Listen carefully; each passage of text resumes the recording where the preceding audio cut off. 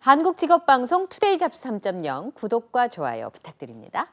오고 가는 수다 속에 피어나는 인사이트 뉴스는 네모다. 오늘은 뉴스는 문화다를 함께하겠습니다. 강남대학교 글로벌 문화학부의 강희정 교수님 모셨어요. 어서 오십시오. 네, 안녕하세요. 예, 우리 지난주에 이제 괴물과 관련된 작품들에 대한 이야기를 조금 해봤어요.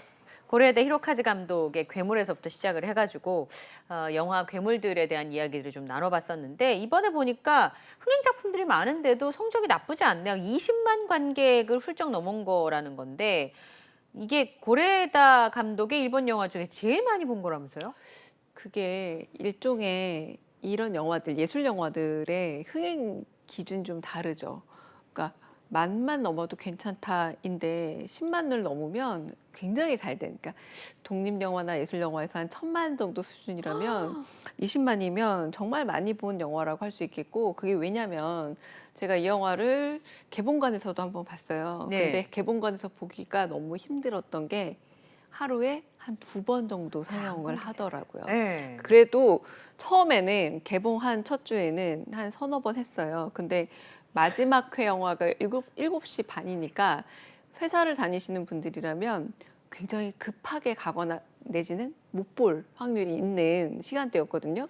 그런데 그때를 놓치고 전 이제 시사를 봤었으니까 그 주 주말에 보려고 했더니 딱 하루 한 번밖에 상영을 안 하는 거예요. 그래서 어쩔 수 없이 전 다시 보고 싶었기 때문에 시간을 내서 그 한 번을 봤는데, 그렇게 한 번 내지는 몇 번 상영을 하지 않는 이 상황에서 20만이 됐다라는 건 정말 많은 관객들이 원해서 찾아가서 보고 있다라는 얘기고요.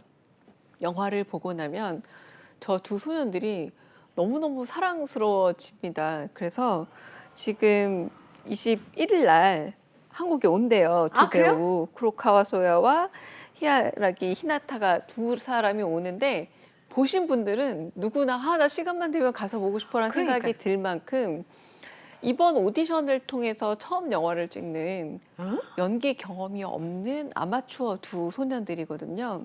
근데 언제나 이 히로카즈 감독이 이렇게 아마추어 배우들을 자연스럽게 영화라는 무대에 풀어놓고 오히려 그들의 순수함이 보여주는 힘으로 관객들을 막 움직이잖아요.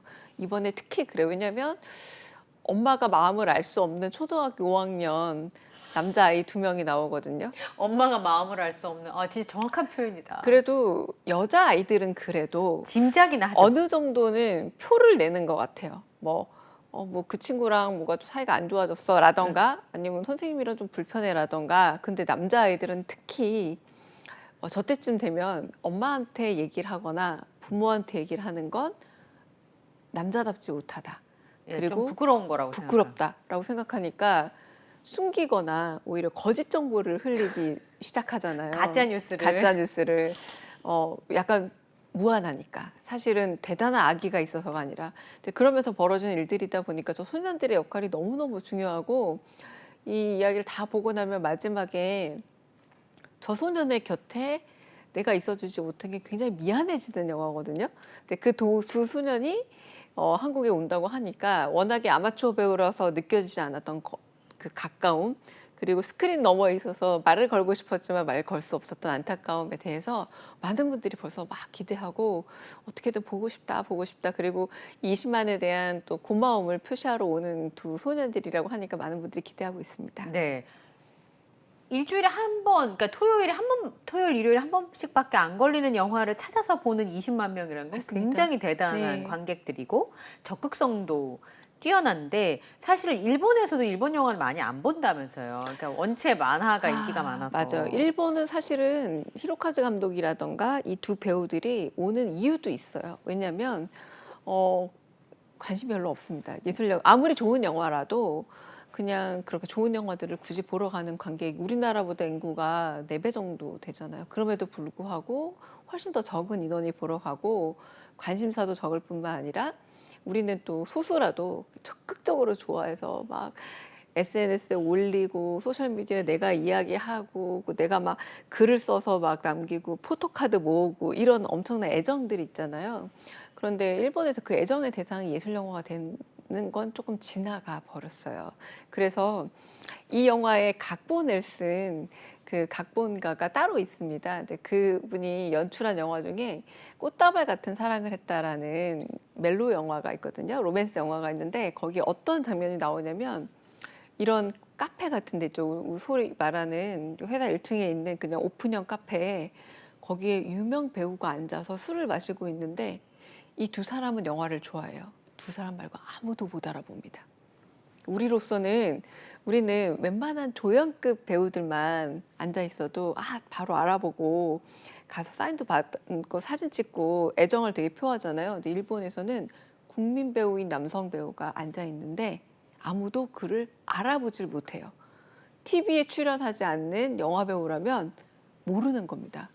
그러니까 우리와 어느 정도 인식의 차이가 있는지도 알 수 있고 감독 역시 마찬가지예요. 감독 역시 우리처럼 막 봉준호 감독이다, 박찬욱 감독이다 일종의 셀러브리티처럼 따라가고 이런 게 아니라 관심도 없을 뿐만 아니라 알아보지도 않고 굉장히 적은 개런티로 영화를 촬영하고 그렇습니다. 그리고 그러면 칸에서 상을 받고 오면 막 이렇게 기자들이 몰려가서 그래야 될 것 같잖아요. 고레에다 히로카즈 같은 경우에는 전혀 그냥 아주 단신 처리되는. 그러니까 우리나라에서 인구 대입 20만씩이나 봐주고 게다가 엄청 뜨거운 반응을 보인다라는 게 너무너무 감사하고 굉장히 사실은 히로카즈 감독이 늘 한국 영화를 부러워해요. 네. 야, 그런 일이 있을 수 있군요. 그러니까 여기서는 누가 괴물인지 또 누구를 괴물로 낙인 찍는가 이런 유해에 대한 이야기를 지난주 저희가 참 많이 나눴었는데요. 고레에다 감독의 괴물을 재밌게 본 분들한테 비슷한 결의 추천작이 있다면 어떤 게 있을까요? 네, 우리 지난번에 잠깐 이야기하다 말았는데 살다 보니 괴물이 되는 분들이 있어요. 생계를 책임지고 그리고 어찌 보자면 할 수 있는 게 그거밖에 없어서 그리고 내가 가진 나름의 소중한 세계를 지키기 위해 생계를 유지해야 되는데 도저히 세상에서의 접속선이 떨어져 버리면 어쩔 수 없는 일을 할 수밖에 없는 분들이 있는데 그 여성의 이야기를 좀 색다르게 다룬 몬스터라는 영화가 있거든요. 이 몬스터가 우리한테는 샤를리즈 테론이 이제 매드맥스 네.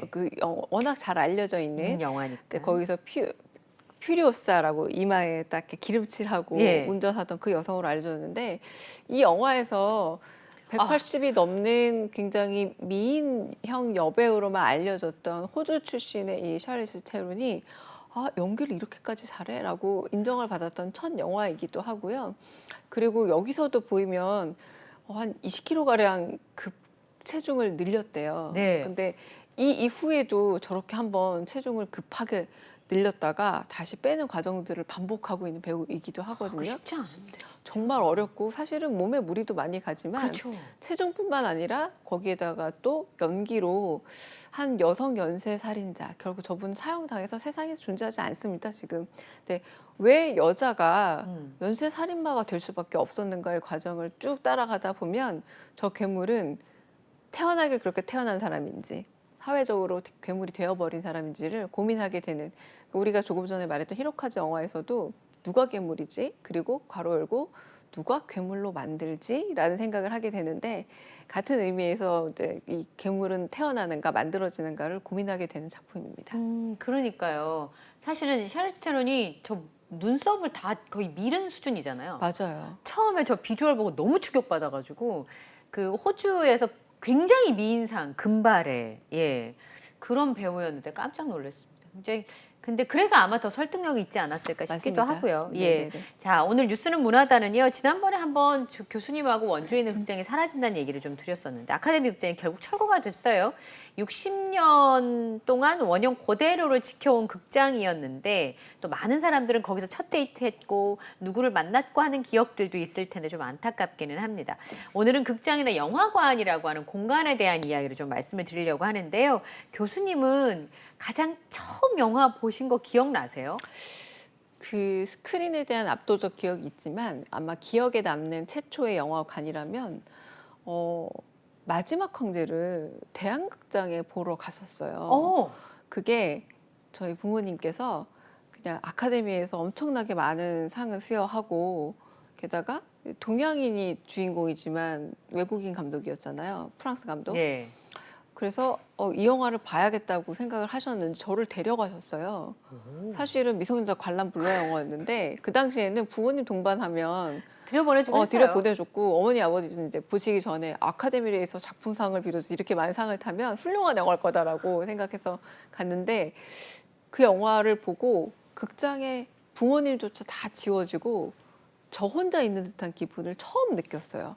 아, 영화관이 이런 곳이구나. 그래서 제가 제 책에도 썼던 기억이 있는데 그 푸이라고 하는 어린 네. 황제가 자기 그 의자에 앉아 있다가 바깥으로 걸어 나오면서 노란색 풍선 같은 걸 툭툭 치고 나오는 장면인데 그게 스크린으로 가득 노란색 풍선이 가득 차는 그 장면을 정말 황홀하게 나한테 진짜 저 풍선이 다가온 느낌으로 봤던 기억이 있어서 제가 이제 영화에 완전 사랑에 빠졌던 순간이 그 순간이었던 듯해요. 그리고 그 영화 자체가 마지막 황제라는 되게 비운의 한 사나이, 내가 앉았던 의자를 마지막에는 관리인으로 가서 옆 사람이 믿든 안 믿든 건 사실 다 저기 앉았던 사람인데 하니까 옆에 소년이 픽 비웃는 마지막으로 끝나는, 그래서 어린 나이였지만 와, 인생 되게 더덥다라는 생각까지도 하면서 그 나이에요? 맞습니다. 네.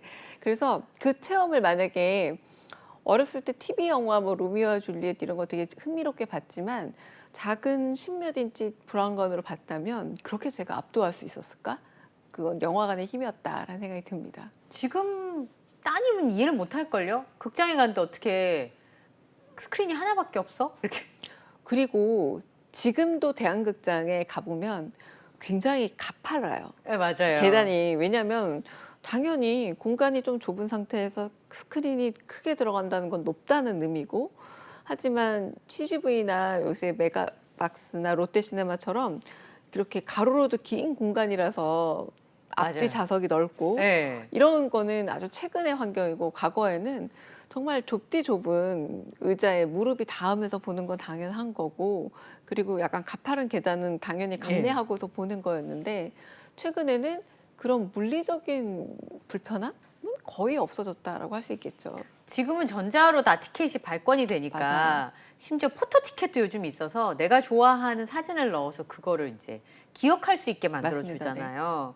근데 예전엔 종이로 돼 있어서 사실은 그 전국 관객 집계도 안 되고 그 서울 외 관객 집계만 돼서 제 기억이 나는 게 장군의 아들 첫 편이 맞아요. 서울에서 60만을 돌파했다 그래서 진짜 대한민국이 난리가 났었어요. 맞습니다. 그래서 네. 그때는 제가 그랬거든요. 서울에만 사람이 사나? 나는 서울에 안 사는데 왜 서울 관객만 집계를 하지 그랬더니 집계가 안 돼가지고 될 수가 없죠. 조기 티켓이니까. 게다가 또 그때는 안표라는 것도 있었어요. 맞습니다. 그래서 미리 예. 아침에 표를 싹 사놓은 안표 상인들이 얼마 이제 값을 붙이는 거죠. 왜냐하면 매진이 예상된 영화들에 대해서는 당연히 사놓고 있다가 웃돈을 붙여서 파는 건데, 유명한 영화들 같은 경우는 뭐 2배나 이렇게 불러도 당연히 사던 시절. 그래서 그때 당시 뉴스도 나왔죠. 이 안표 문제다. 맞아요. 영화 시장을 뭐 저해한다. 그래서 그때는 영화관 사장님들이 10,000원 사례라고 해서 사람이 꽉 차면 사례를 하기도 하고, 그래서 60만이면 어마어마한 영화고요. 그래서 예. 지금 자료화면 나오는 단성사, 장군의 아들, 단성사가 한국 영화사에 되게 중요한 작품들 몇 편 걸었잖아요. 가령 예.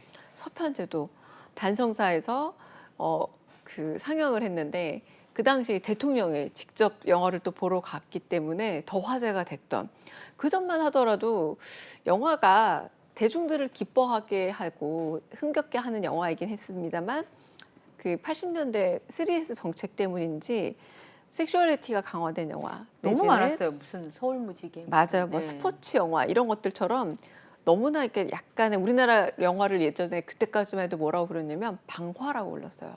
이걸 영어로 번역하면 더 쉽게 이해하실 텐데 로컬 무비거든요. 에이. 그러니까 중심 영화 말고 지역 주변. 영화라고 생각을 했던 거죠. 영화의 중심부는 헐리우드고. 근데 이 단성사는 그때 당시에 서편제라는 영화를 보기 위해서 대통령이 와서 영화를 봤다.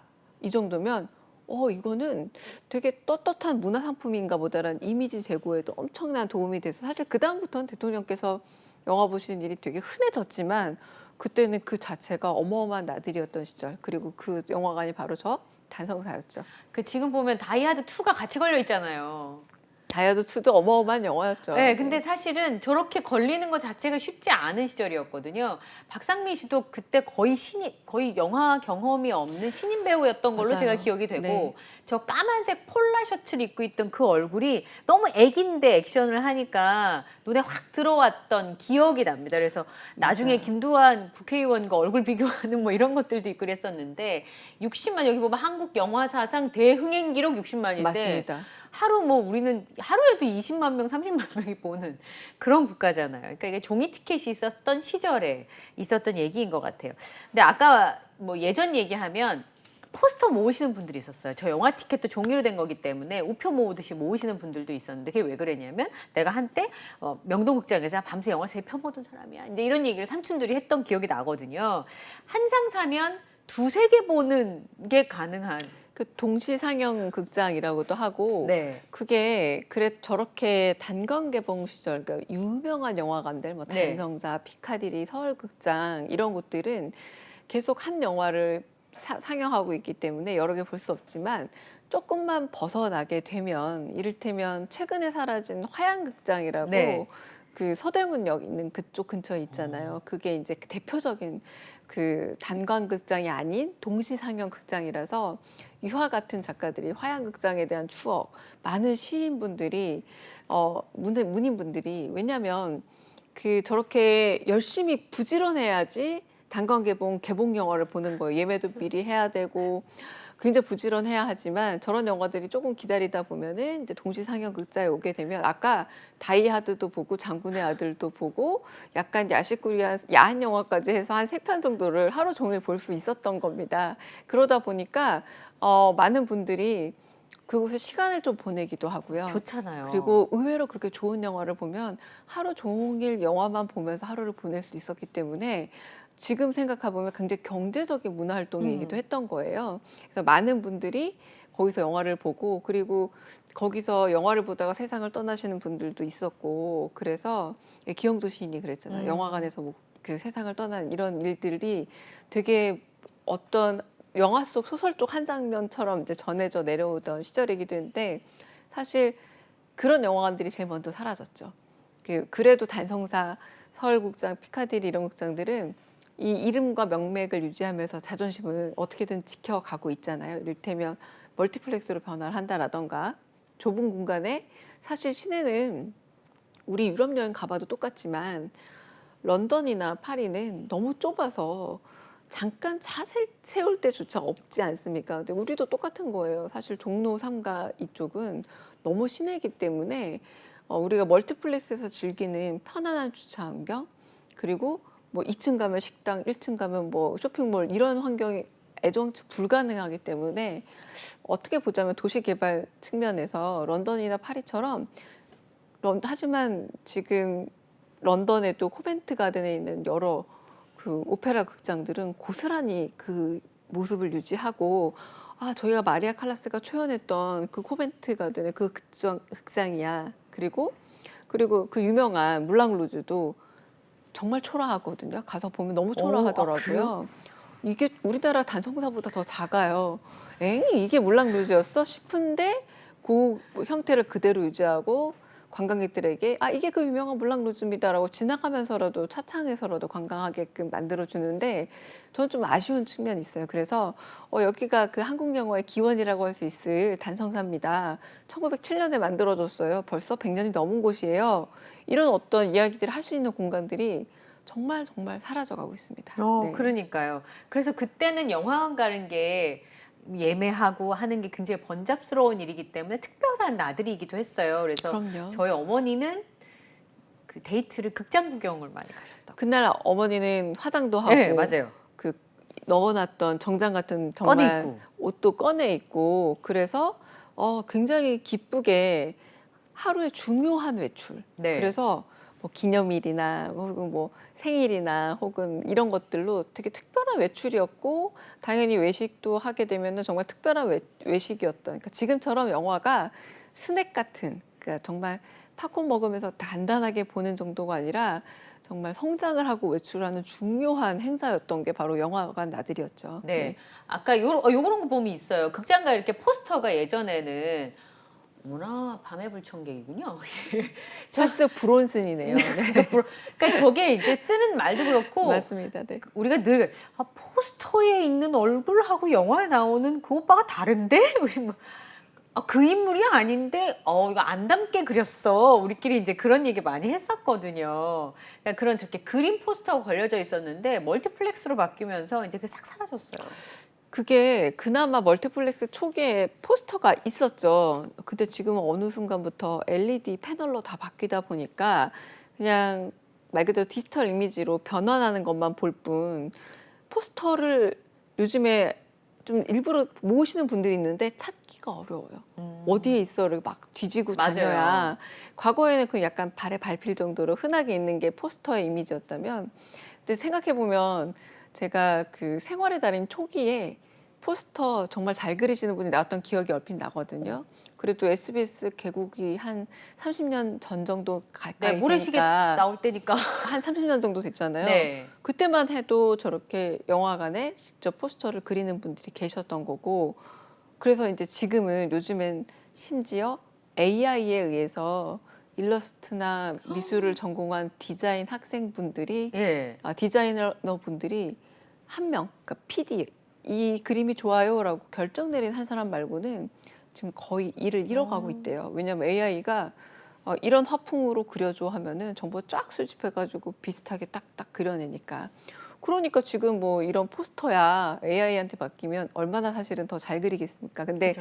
오히려 과거에 야, 저 배우는 소송해야겠다 생각이 들 정도로 얼굴을 너무 이상하게 그리거나, 근데 그것도 참 재미 중에 하나였고, 그쵸. 그 아까 잠깐 나왔지만 포스터가 가지고 있는 그 당시 특유의 분위기들이 있거든요. 예. 80년대 분위기, 그리고 90년대 분위기, 그리고 2000년대 분위기 전부 다른데, 이 80년대, 90년대 저 조악한 분위기가 네. 오히려 그 영화에 대한 그런 싼맛 같은 그 호기심, 그런 호기심들을 많이 불러일으키지 않았을까라는 생각이 들기도 합니다. 인쇄술이 별로여서 그랬나 봐요. 굉장히 붉은 톤이 많네요. 그쵸? 그러니까 눈에 띄라고 맞아요. 서로 붉은색이나 경쟁하다 보니까. 세상에 그 바탕색은 요즘으로 치면 글자색을 바탕을 빨간색에다가 노란 맞습니다. 글씨라니. 네네네. 그러니까 글자를 저 정도면 거의 선전 문구를 쓰는. 그러니까 잘 보이라고 그쵸? 맞아요. 인쇄술이 네. 그렇게 네. 발달됐던 시절이 아니기 때문에 그랬던 것 같은데 제일 불편했던 게 표 사는 거예요. 그러니까 이제 데이트 하려고 그러면 데이트를 주선하는 사람이 미리 가서 이제 맞습니다. 종이로 된 거를 사야지만 아까 말씀하셨던 그 핫한 영화를 볼 수 있었던, 어떻게 보면 번거롭기도 하지만 그만큼 사러 갈 생각이 들뜨고 사가지고 보면서 들뜨고 그랬던 것 같아요. 그렇죠. 근데 우리한테 이제 이 티켓 문화라는 게 너무 많이 사라져 버려서 아마 다음 세대, 지금 아주 어린 세대들에게는 이제 설명이 필요하지 않을까. 어느 순간 왜 우리 대중교통 이용할 때 회수권이라든가 네. 이런 식의 종이 지류 티켓들이 사라지기 없잖아요. 시작을 하고, 그리고 영화 티켓은 상징적 의미가 있다 보니 그래도 한동안 꽤 간직들을 다 하셨던 것 같아요. 어쨌든 지류로 나오기 시작했다가 확실히 최근에는 이제 환경의 이슈도 있고 낭비하는 문제도 있고 가멸지라는 측면에서 불편함도 있고 여러 부분이 있다 보니 이제 전부 다 모바일 티켓으로 바뀌다 보니, 근데 우리 모든 모바일이나 디지털 이미지가 과거 우리 어렸을 때 사진은 오히려 더 잘 보관하고 있지만, 최근에 사진 정말 많이 찍지만 이게 다 어딘가 클라우드에 있지만 잘 안 봐요. 안 보고 출력도 안 하다 보니까 오히려 사진은 과거에 앨범을 열어서 같이 보는 사진이었는데 요새는 다 그냥 혼자 가끔 들여다보고, 제 전화기도 가끔 오늘 당신은 이랬습니다 하고 띄워주거든요. 구글이 알려주잖아요. 맞습니다. 7년 전에 당신은 이런 일이 맞습니다. 있었습니다. 이러면서. 그거 그 정도의 기억 환기 능력이지, 저렇게 포스터를 나눠주고 표를 나눠줄 때는 저걸 파일링해서 모으는 것 자체가 굉장한 취향이던 시절이 있고, 지금도 어딘가 아마 연세 드신 분들 중에는 과거 영화 포스터를 쫙 모아가지고 가지고 계신 분들이 있을 거예요. 그 굉장히 귀중한 사료적 의미가 있기 때문에 버리지 마시고 꼭 나중에 그러니까요. 영상자료원이나 이런 쪽에 기증을 해주셔도 좋을 것 같습니다. 한 20년이면 너무 한 25년 전쯤 절충해서 그때도 서울극장 앞에는 군밤 오징어 파는 데가 있었어요. 당연히 극장 안에서 냄새나는 거 못 먹는 게 아니라 당연히 극장을 냄새나는 거. 가면 서울극장 하면 쥐포가 얼마나 다양했는데요. 일반 시장에서 구할 수 없고 마켓에서 볼 수 없는 큼지막하고 맛있는 각종 다양한 쥐포가 쥐포들과 그쵸?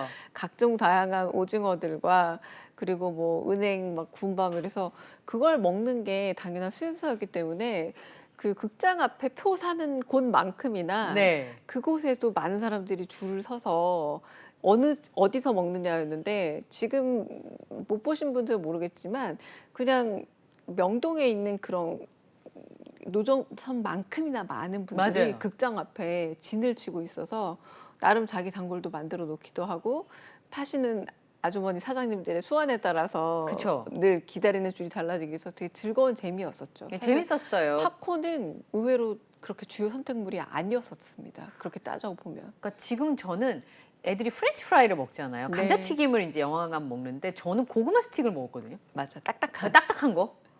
그러니까 그거를 똑똑똑 불어 먹는 재미도 있고 그게 이제 극장 안에서 파는 게 아니라 밖에 이렇게 노점상에서 파는 부산도 지금 남포동에 가면 극장가가 지금 이제 멀티플렉스로 많이 바뀌어서 없는데 저는 이제 부산에서 맞아요. 자랐으니까 네. 촘촘하게 있으면 거기 이제 떡볶이 어묵부터 시작해서 그 분식을 파는 오징어까지 쫙 이렇게 가운데로 쫙. 가운데 네. 범접할 수 없는 맞습니다. 아우라가 네. 있는 네. 이모들이 팔았던 기억이 납니다. 네, 그때 영화관 얘기를 하니까 제일 기억 많이 남는 게 아까 말씀하셨던 단성사, 피카디리, 서울극장인데 지금 피카디리는 멀티플렉스로 바뀌어서 아직까지 명맥을 유지하고 있는 거죠. 예. 저도 제가 들었던 상호 중에 되게 재밌었던 게 노원구에 은행 사거리가 있다는 거예요. 그래서 왜 은행 사거리예요 했더니 은행 나무가 많아서 이제 은행이 4군데가 있어서 은행 사거리라는 곳이 있다고 하더라고요. 바로 저 극장가가 그랬습니다. 딱 종로 3가에 사거리가 있는데 모퉁이 하나마다 말하자면 영화관이 있었던 거죠.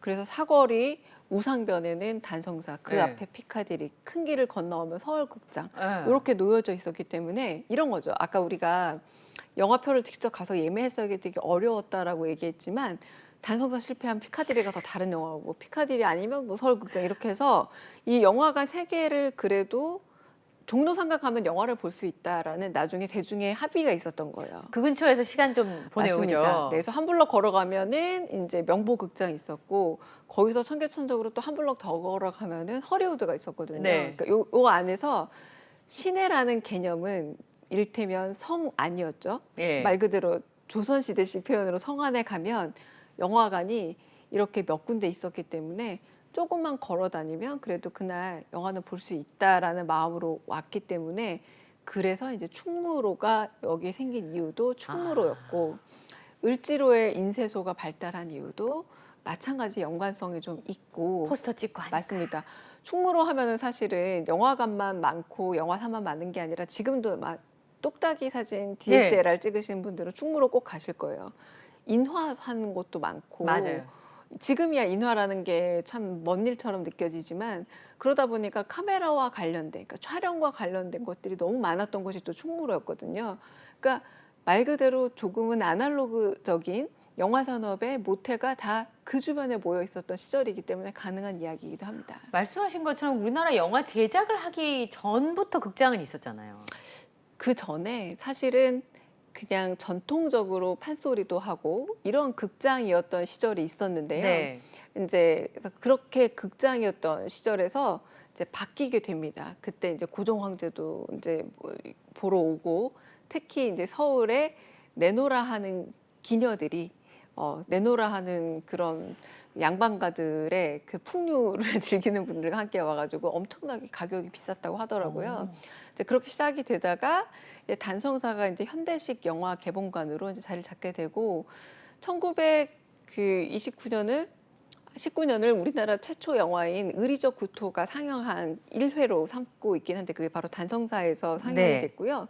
지금으로 따지자면 이 의리적 구토는 극을 틀어놓은 연극이라고 보시면 돼요. 영상도 있고 연극도 있고 오. 그래서 그걸 같이 보게끔 만들어진 그러니까 지금식으로 말하자면은 약간 삽입극 비슷한 느낌이겠죠. 그렇게 했던 바로 단성사기도 해서 아까도 잠깐 말씀드렸지만 너무 사료적 의미가 깊은 곳이라 어떻게든 좀 보존이 됐으면 하는 개인적 바람은 있습니다. 예. 그 피카디리 극장 하면 영화 접속이 기억이 나는데요. 그 남녀 주인공이 마침내 만나는 장소가 저기죠. 맞습니다. 예. 이게 바로 피카디리 극장 앞이고 그 당시만 하도 되게 새로운 문화죠. 접속 문화. 이제 랜선을 통해서 지금은 이제 랜선이라는 표현도 안 쓰는데 이거 하면 전화 못 쓰죠. 이제 네. 지금 이제 삐삐 소리 나서 전화 못 엄마한테 안 받고 쓰던 막. 그 시절에 이제 처음 접속으로 온라인에서 이를테면 만난 연인이 오프라인에서 첫 데이트를 하는 장소로 극장을 선택을 한 거예요. 근데 그때가 매우 매우 새롭게 우리한테는 이제 다가왔던 영화다라고 할 수 있겠고, 그래서 소위 말하는 신세대 감성이다. 그리고 전도연 씨가 TV 브라운관 배우 탤런트에서 배우로 거듭나게 된 작품이기도 했습니다. 네. 저 때 이제 뭐 나온 우리 유니텔 이렇게 접속해가지고 영어 퀴즈하고 영어 평론 쓰고 하던 사람들이 많았던 시절이었던 것 같아요. 그래서 사실은 서울극장의 경우에는 한국 영화 부흥기라고 했던 1990년대에서는 영화 흥행의 지표가 맞아요. 서울극장이었던 적이 있었죠. 그래서 저도 이제 데뷔가 2005년인데 그 당시에 제가 처음 보러 갔던 영화 시사가 마라톤이었어요. 엄청나게 초원이 다리는 100만 불짜리 다리 네. 이 영화 할 때만 하더라도 그게 뭐였냐면 한 그 98년에 우리나라에 최초의 멀티플렉스가 들어옵니다. CGV 강변에. 하지만 여전히 영화 시사회를 비롯해서 영화 오피니언 리더들이 만나는 곳은 서울극장이었던 거예요. 그래서 주요 시사라던가 일반 관객 시사라던가 그 사람들이 여론몰이를 위해서 필요한 극장 시사들은 대부분 충무로와 종로 위주에서 했지만 이게 본격적으로 무너지기 시작한 건 의외로 바로 영화 괴물을 비롯한 다른 장르의 영화들이 흥행을 하기 시작하면서 예. 드디어 이제 소위 말하는 우리나라의 이제 개봉관 독점 문제 같은 것들이 시작이 된 거죠. 왜냐하면 물리적으로 서울극장 상선사는 개봉관을 다 돌려도 CGV나 혹은 롯데시네마 같은 이렇게 멀티플렉스가 가지고 있는 개봉관 수를 따라갈 수가 없는 거잖아요. 그렇죠. 그런데 사람들이 보고 싶어하는 영화들은 한정이 돼 있고 개봉관 수가 많아지면 자연스럽게 이동이 시작된 겁니다. 그럴 수밖에 없겠네요. 그러다가 이제 2010여 년 넘어가면서부터는 이제 고전적인 영화관이 정말 이제 고전을 면치 못하기 시작했고요. 이제 격차가 물리적으로 벌어지는 거죠. 의자, 주차, 먹거리, 그리고 엘리베이터, 에스컬레이터 네. 이런 식의 이동의 불편함까지. 그래서 이제 본격적인 멀티플렉스의 시대가 되면서 영화관이 점차 이제 사라지게 된 계기는 한 2010년 이후부터라고 할 수 예. 있겠습니다. 근데 CGV가 처음 문 열었을 때 그게 되게 낯설었던 기억이 나요. 그래서 영화관을 왔는데 내 상영관 잘못 찾아서 엉뚱한 데 앉아 있다가 또 딴 데 가기도 하고. 어르신분들이 특히 그래도 옛날에 이 영화 기억나세요? 가나다 뭐 이렇게 돼 있었어요. 근데 A, B, C, D, E부터 맞아요. 되기 시작하고 어르신분들이 그것도 힘들어하기도 하셨죠. 아, 맞아요. 그 자리도 그렇게 돼 맞습니다. 있었는데. 네네네. 지금 익숙했지만 지금 우리 조금 문제가 많잖아요. 어떤 점에서는 전부 다 영어로 다 판갈이 된 간판들, 예. 메뉴판도 한글 설명 없이 맞아요. 영어로 돼 심지어 있고. 프랑스어로 쫙 돼 있는 그런 블랑제리라고 예. 돼 있는 그런 것들. 근데 어르신들이 처음에 많이 힘들어했었습니다. 네. 네. 근데 이제 반대로 얘기하면 우리나라에서 이 복합 상영관인 대형 멀티플렉스가 맞습니다. 들어오면서 우리나라 영화도 질적 양적으로 굉장히 성장할 수 있었다는 얘기도 있거든요. 사실 90년대 성장했던 질적인 성장을 멀티플렉스라는 산업적 구조가 받쳐지면서 양적 성장이 한꺼번에 시너지가 된 거죠. 1000만 영화 뭐 이런 게 맞습니다. 가능하니까. 생각해 보세요. 봉준호 감독 같은 영화가 기생충처럼 어려운 나라 우리나라 1000만이 들어요. 정말 희한한 나라거든요.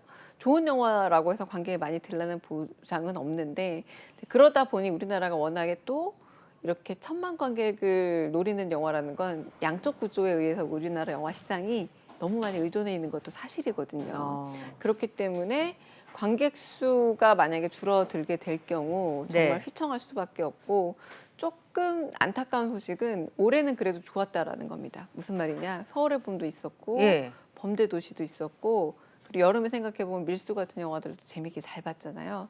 내년이 더 힘들 겁니다. 내년은 개봉 대기작이 별로 이미 없고요.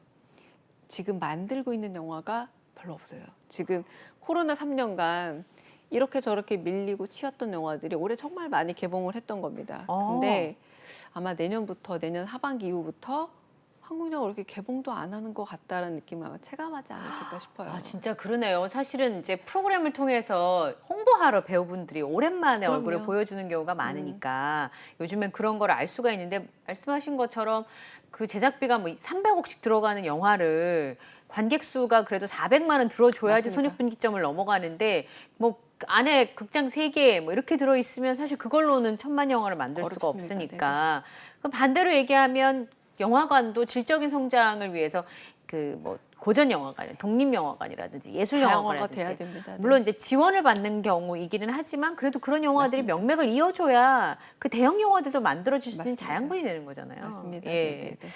그러니까 지금은 이제 OTT가 주름 잡는 시대여서 그 이제 콘텐츠 만드시는 분들은 고민이 많으실 것 같아요. 예. 자, 오늘 강유정 교수님과 함께 영화관에 대한 이야기를 좀 나눠봤습니다. 오늘 함께 해주셔서 고맙습니다. 감사합니다. 네.